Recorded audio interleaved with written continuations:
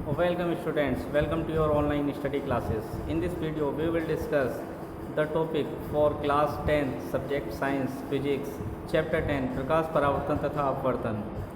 इस सेशन में हम कक्षा 10 के चैप्टर प्रकाश परावर्तन तथा अपवर्तन के इस टॉपिक को आगे बढ़ाते हैं।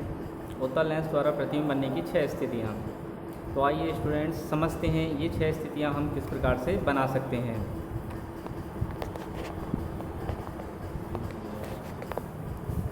तो प्रश्न है स्टूडेंट्स, उत्तल लेंस द्वारा प्रतिबिंब बनने की 6 मुख्य स्थितियों को साफ एवं स्पष्ट चित्रों की सहायता से समझाइए।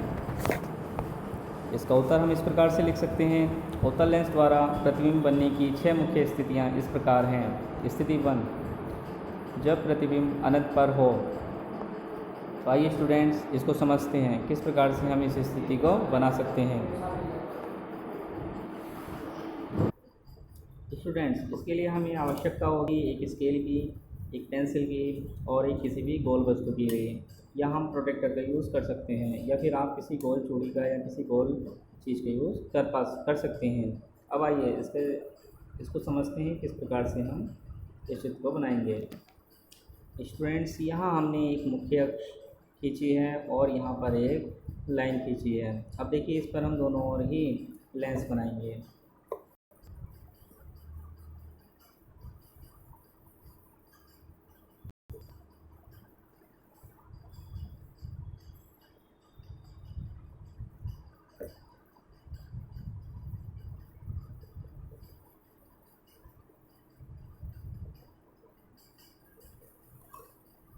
स्टूडेंट्स, ये लेंस बन गया है। अब देखिए दोनों ओर मुख्य फोकस बिंदु को दर्शाएंगे। इस और 2.5 सेंटीमीटर और इस और 2.5 सेंटीमीटर, दोनों ही और 2.5 सेंटीमीटर के 2 निशान लगा लेते हैं। स्टूडेंट्स, हमने 2.5 सेंटीमीटर पर फोकस बिंदु F1 और 2F1 और यहाँ पर F2 और 2F2 इस तरीके से ये बिंदु दर्शा दिए हैं। 2.5 सेंटीमीटर हमने इसलिए लिया है क्योंकि जो हमारी गोल वस्तु है उसकी जो रेडियस है वो 5 है। इट मीन जो इसका वक्रता केंद्र है, वक्रता त्रिज्या है वो 5 सेंटीमीटर पर है। तो जो फोकस दूरी होती है वो वक्रता त्रिज्या की आधी होती है, इसलिए हमने 2.5 सेंटीमीटर लिया है। तो आप जो गोल वस्तु ले रहे हैं उसका उस प्रकार से नाप सकते हैं कि उसकी त्रिज्या कितनी है, उसका आधा हम फोकस बिंदु लेते हैं। तो आइए स्टूडेंट्स अब देखते हैं जो वस्तु अनंत पर हो। तो यदि वस्तु अनंत पर है, बहुत दूर है, तो वहाँ से चलने वाली प्रकाश की किरणें समांतर होंगी। स्टूडेंट्स, यहाँ हम देख सकते हैं अनंत से चलने वाली प्रकाश की 2 किरणें इस प्रकार समांतर गई हैं और यहाँ लेंस के द्वारक से टकराती हैं। अब इनका अपवर्तन होगा। अपवर्तन में ये प्रकाश की किरणें मुख्य फोकस से होकर के जाएंगी।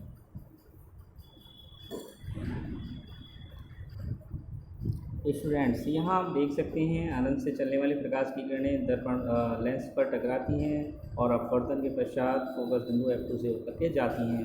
क्योंकि ये प्रकाश किरणें वास्तव में F2 पर मिल रही हैं, तो हम कह सकते हैं जो प्रतिबिंब है वो F2 पर बन रहा है। और देखिए प्रतिबिंब बिल्कुल बिंदु रूपी है, प्रतिबिंब बिंदु रूपी और F2 पे बनता है। और प्रतिबिंब चूँकि वास्तविक है, वास्तव में रेखाएं मिलती हैं तो वास्तविक प्रतिबिंब है, और वास्तविक प्रतिबिंब उल्टा होता है तो प्रतिबिंब उल्टा बनेगा। प्रतिबिंब की स्थितियों को हम टेबल में नोट करते जाएंगे। टेबल की समरी हम लास्ट में डिस्कस करेंगे। फिलहाल हम मौखिक तौर पर इन चीज़ों को समझने पर फोकस कर रहे हैं। तो आइए दूसरी स्थिति की ओर बढ़ते हैं। क्योंकि इस बार वस्तु अनंत पर है तो अगली बार अनंत तथा 2F1 के बीच में होगी, यहाँ होगी वस्तु। स्टूडेंट्स, आइए इस स्थिति में समझते हैं कि प्रतिबिंब किस प्रकार से बनेगा और उसकी आकृति और उसका आकार, प्रकृति और उसकी जो वस्तु की जो प्रकृति है वो किस प्रकार से, प्रतिबिंब की प्रकृति किस प्रकार से होगी। आइए उसको बना करके समझते हैं। स्टूडेंट्स, इस स्थिति में भी हमें वही प्रोसेस करनी है। सबसे पहले हमें मुख्य अक्ष ड्रॉ करनी है। मुख्य अक्ष के बाद एक लाइन खींचनी है, उसके 2.5 सेंटीमीटर इधर, 2.5 सेंटीमीटर इधर और 2 पॉइंट्स लगा लेने हैं। ऐसा हम इसलिए कर रहे हैं क्योंकि हमारा पहली बार में ही बहुत ही स्पष्ट और बहुत अच्छा प्रतिबिंब हमें प्राप्त होगा। हमें बार बार मिटाने की आवश्यकता नहीं पड़ेगी, समय बच जाएगा हमारा। तो आइए स्टूडेंट्स इसको समझते हैं। स्टूडेंट्स इस स्थिति में देखिए, अब हमने वस्तु को अनंत तथा 2f1 के बीच में बनाया है। यहाँ लिखा भी है बिंब, बिंब अर्थात वस्तु, और वस्तु है ए और बी। अब वस्तु से चलने वाली प्रकाश की वो समांतर किरणें जो मुख्य अक्ष के समांतर हैं, वस्तु से चलने वाली मुख्य अक्ष के समांतर प्रकाश की किरणें लेंस से अपवर्तन के पश्चात फोकस बिंदु से होकर के जाती हैं। आइए इसको ड्रॉ करते हैं।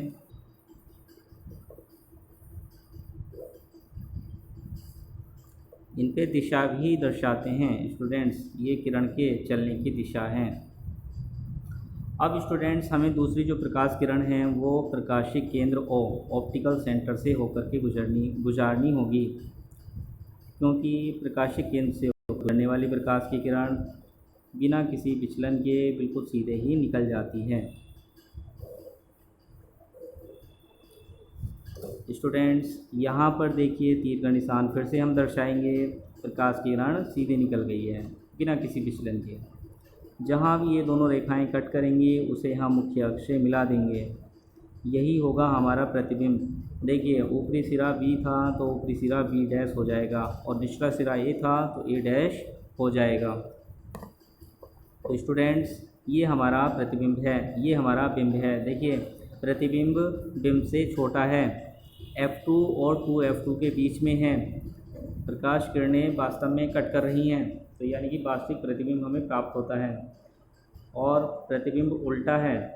इस चीज़ का आप ध्यान रखेंगे। लास्ट में जब हम समरी बनाएंगे तो इसको फिर से डिस्कस करेंगे।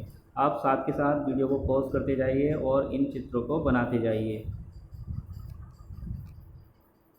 स्टूडेंट्स आइए थर्ड स्थिति समझते हैं। जब बिंब 2F2 पर हो, सबसे पहले मुख्य अक्ष ड्रॉ कर लेंगे, उसके पश्चात हम एक लाइन ड्रॉ करेंगे जो कि हमारे लेंस को दर्शाएगी।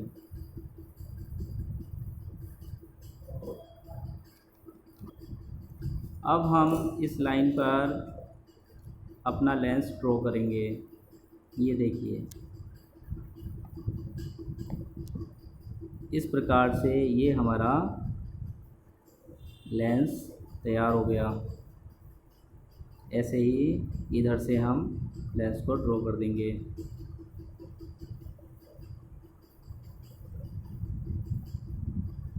स्टूडेंट्स फिर से वही प्रोसेस हम अप्लाई करेंगे। 2.5 सेंटीमीटर की दूरी पर दोनों ओर पॉइंट्स लगाएंगे और उनका नेम होगा F1 F2, 2F1 2F2। 2F2 पर सॉरी स्टूडेंट्स, यहाँ पर हम 2F1 लिखेंगे, तो 2F1 पर हम लगाएंगे बिंब बनाएंगे। ये हमारा बिंब है, यहाँ लिख देंगे बिंब अर्थात वस्तु ए और बी। बिंब से चलने वाली मुख्य अक्ष के समांतर प्रकाश की किरण अपवर्तन के पश्चात मुख्य फोकस बिंदु से होकर के जाएगी।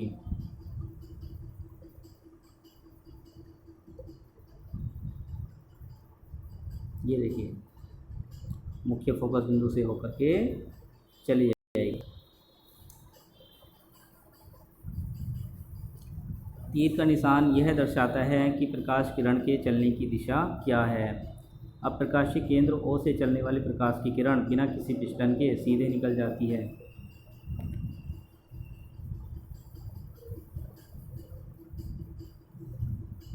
बिना किसी विचलन के सीधे निकल जाती है।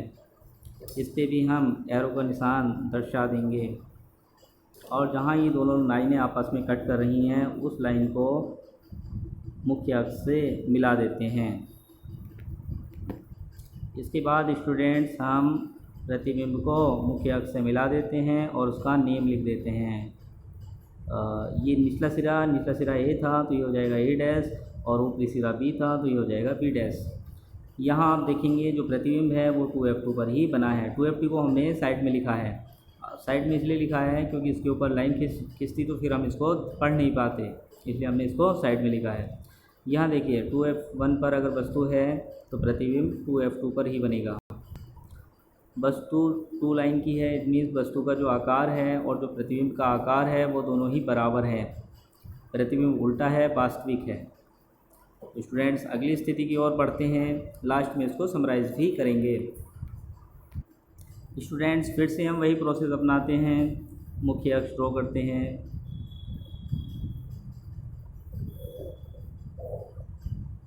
मुख्य अक्ष ड्रॉ करने के बाद लेंस के लिए लेंस का द्वारक बनाते हैं।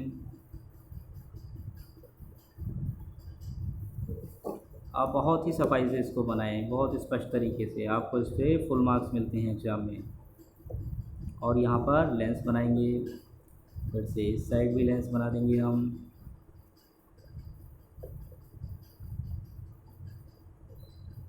तो इस प्रकार से लेंस के 2 पृष्ठ हमने बना लिए हैं। अब फिर से हम 2.5 सेंटीमीटर की दूरी पर 2 पॉइंट्स लगा देंगे।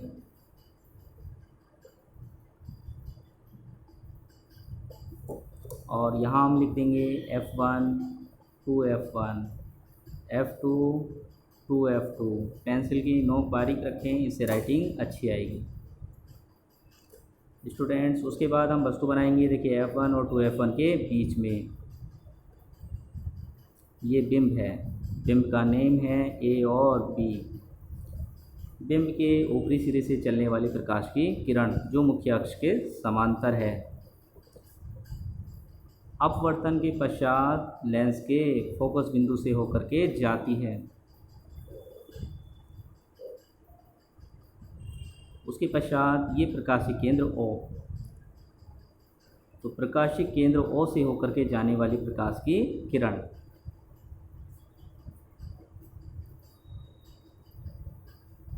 बिना किसी विचलन के सीधे निकल जाती है। इन लाइनों को आप स्टूडेंट्स वहाँ तक बढ़ा दीजिए जहाँ तक ये आपस में मिल नहीं जाती। ये प्रकाश किरणें यहाँ मिल जा रही हैं, तो हम इस बिंदु को मुख्य अक्ष से मिला देते हैं। ये प्रतिबिंब का ऊपरी सिरा बी डैश और ये निचला सिरा ए डैश। मुख्य अक्ष को भी इस ओर हम बढ़ा देंगे।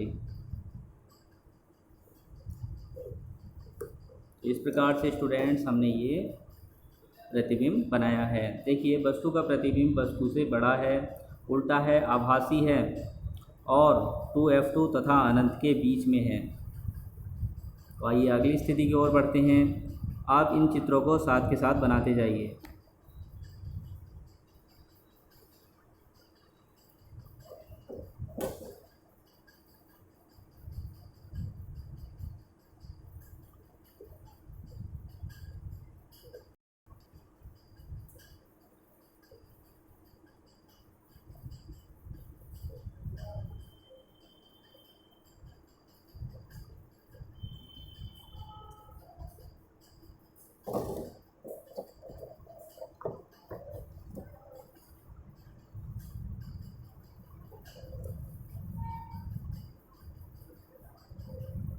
स्टूडेंट्स अगले चित्र को बनाने के लिए हमें फिर से वही प्रोसेस अपनानी है। हमें सबसे पहले एक मुख्य अक्ष बनानी है और फिर उसके ऊपर लेंस का द्वारक बना देना है और फिर लेंस के दोनों ही पृष्ठों को किसी गोल वस्तु से बना देना है।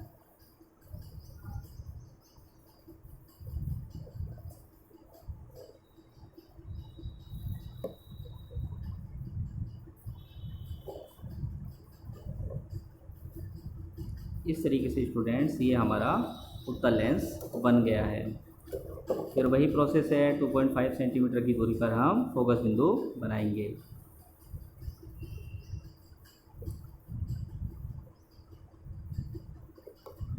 इस तरीके से स्टूडेंट्स ये ऑप्टिकल सेंटर O, ये F1, ये F2, 2F1 और 2F2।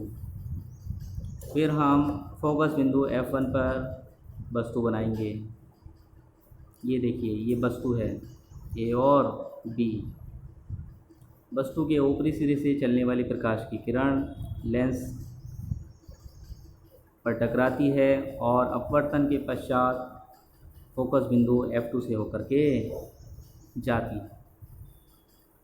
बहुत ही सफाई से आप स्पष्ट तरीके से चित्रों को बनाएं। इसी प्रकार से लेंस के ऑप्टिकल सेंटर O से होकर जाने वाली प्रकाश की किरण बिना किसी विचलन के सीधे निकल जाती है। एरो जरूर दर्शाएं। स्टूडेंट्स, आप देखेंगे ये दोनों प्रकाश किरणें समांतर हैं और समांतर प्रकाश किरणें माना जाता है कि ये अनंत पर जाकर के मिलती हैं। तो ऐसी स्थिति में जब वस्तु फोकस बिंदु पर हो तो प्रतिबिंब अनंत पर बनेगा। और चूँकि ये रेखाएं वास्तव में मिलेंगी अनंत पर, तो वास्तविक प्रतिबिंब होगा उल्टा प्रतिबिंब होगा और वस्तु से बहुत बड़ा होगा। स्टूडेंट्स, ये थी हमारी 5th कंडीशन। अब हम 6th कंडीशन की बात करेंगे। स्टूडेंट्स, यहाँ समझिए ये है 6th कंडीशन, जब वस्तु F1 तथा O के मध्य हो। फिर से हम वही प्रोसेस अपनाएंगे स्टूडेंट्स।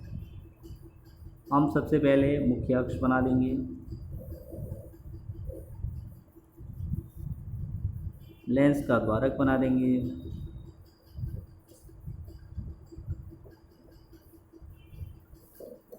दोनों ओर लेंस के रखेंगे,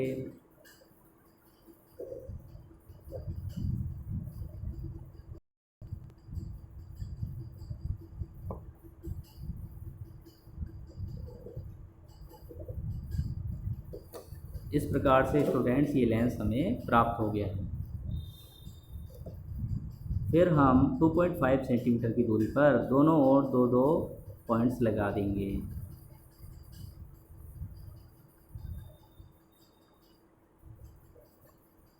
साइंस में स्केल का बहुत महत्व होता है स्टूडेंट्स, इसलिए हम दूरियों को नाप कर बना रहे हैं। इन पॉइंट्स पर हम इनके नेम लिख देंगे। फिर हम वस्तु बनाएंगे। देखिए, वस्तु बिंब कहाँ है? F1 तथा O के मध्य है। F1 ये, O ये, इन दोनों के मध्य आप किसी भी स्थिति में बिंब बना सकते हैं। ये देखिए, इस बार हमने एक लाइन का बिंब बनाया है। देखते हैं इसका प्रतिबिंब कैसा बनता है। तो बिंब के ऊपरी सिरे से चलने वाली मुख्य अक्ष के समांतर प्रकाश की किरण लेंस से टकराती है और टकराने के पश्चात अपवर्तन होता है और वो प्रकाश किरण लेंस के फोकस बिंदु F2 से होकर के जाती है।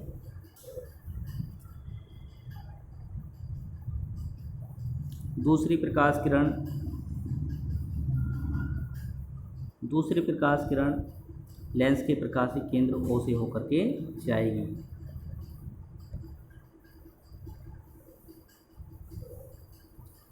स्टूडेंट्स, आप देखेंगे कि ये जो दो रेखाएं हैं, इन दोनों की जो दूरियां हैं वो लगातार बढ़ती जा रही हैं। इसका मतलब ये दोनों रेखाएं आगे बढ़ाने पर कभी भी एक दूसरे को नहीं काटेंगी। तो इन्हें पीछे बढ़ाकर देखते हैं, क्या ये पीछे काट सकती हैं एक दूसरे को? तो हम पीछे डॉट से बढ़ाएंगे, क्योंकि प्रकाश किरणें इस दिशा में नहीं जा रही हैं, बल्कि हम इन्हें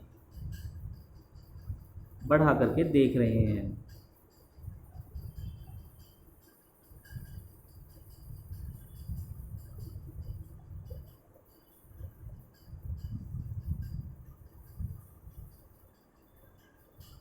तो स्टूडेंट्स, ये दोनों प्रकाश किरणें देखिए यहाँ पर कट कर रही हैं, तो हम इन दोनों को इस प्रकार से मिला देते हैं। क्योंकि ये प्रकाश किरणें वास्तव में नहीं कट कर रही हैं, मिल नहीं रही हैं, बल्कि मिलते हुए प्रतीत हो रही हैं, तो हम इन्हें डॉटेड से मिला रहे हैं। तो इनका जो प्रतिबिंब होगा, मान लीजिए वस्तु A और B है, तो प्रतिबिंब A' और B' होगा। ये सीधा होगा, आभासी होगा, क्योंकि ये प्रकाश किरणें वास्तव में नहीं मिली हैं, मिलती हुई प्रतीत हो रही हैं। आभासी, सीधा, वस्तु से बड़ा प्रतिबिंब हमें प्राप्त होता है। तो स्टूडेंट्स, आई होप कि आपको ये 6 की 6 स्थितियाँ समझ में आई होंगी।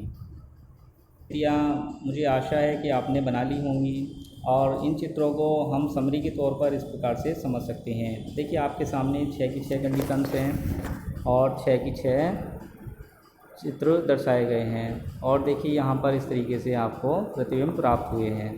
तो स्टूडेंट्स, आइए इसको समरी में एक टेबल में इसको लिख करके समझते हैं। टेबल ये आपको बना लेनी है स्टूडेंट्स, क्योंकि ये टेबल आपके एग्ज़ाम के दृष्टिकोण से भी बहुत ज़्यादा सहायक सिद्ध होगी। स्टूडेंट्स, पहली स्थिति है जब वस्तु अनंत पर हो तो प्रतिबिंब F2 पर प्राप्त होगा, अत्यधिक छोटा और बिंदु के आकार का, वास्तविक तथा उल्टा। सेकंड कंडीशन, जब वस्तु C1 या फिर यहाँ 2F2 भी कर सकते हैं, 2F2 पर हो से परे हो, परे का मतलब है अनंत से पहले और 2F2 के बाद हो, तो प्रतिबिंब F2 तथा 2F2 के बीच में प्राप्त होगा, छोटा होगा और वास्तविक तथा उल्टा होगा। इसी प्रकार से जब वस्तु 2F1 पर हो तो 2F2 पर ही प्रतिबिंब प्राप्त होगा, समान आकार का होगा, वास्तविक और उल्टा होगा। कंडीशन 4, जब वस्तु 2F1 तथा F1 के बीच हो, प्रतिबिंब 2F2 पर प्राप्त से परे होगा, परे मतलब दूर होगा, विवर्धित और वास्तविक तथा उल्टा प्राप्त होगा। फिफ्थ कंडीशन, जब वस्तु F1 पर हो तो बिंब की तरफ ही वस्तु का प्रतिबिंब प्राप्त होगा, विवर्धित होगा और आभासी तथा सीधा होगा। ये सभी जानकारियाँ स्टूडेंट्स हम अभी डिस्कस कर चुके हैं, बस हमने इसको एक टेबल में निरूपित किया है। आप देखेंगे कि जो आपकी NCERT की पाठ्य पुस्तक है उसमें भी ये जानकारी दर्शाई गई है। आप देखते हैं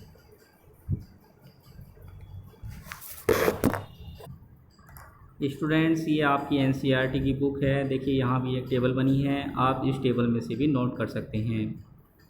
तो ये हमारी आज का सेशन था। इस सेशन में हमने सीखा उत्तल लेंस द्वारा वस्तु की विभिन्न स्थितियों में प्रतिबिंब किस प्रकार से बन सकता है, प्रतिबिंब की आकृति, स्थिति, आकृति और उसका साइज, ये सब चीज़ें हम उसमें ज्ञात करते हैं। तो आई होप कि आप तो स्टूडेंट्स, आपको ये वीडियो कैसी लगी है ये ज़रूर बताएं और आप इसको अपनी फेयर कॉपी में नोट करें, इसे याद करें, समझें, कहीं कोई प्रॉब्लम आए तो ज़रूर पूछें। तो इस सेशन को यहीं तक रखते हैं। जय हिंद, जय भारत।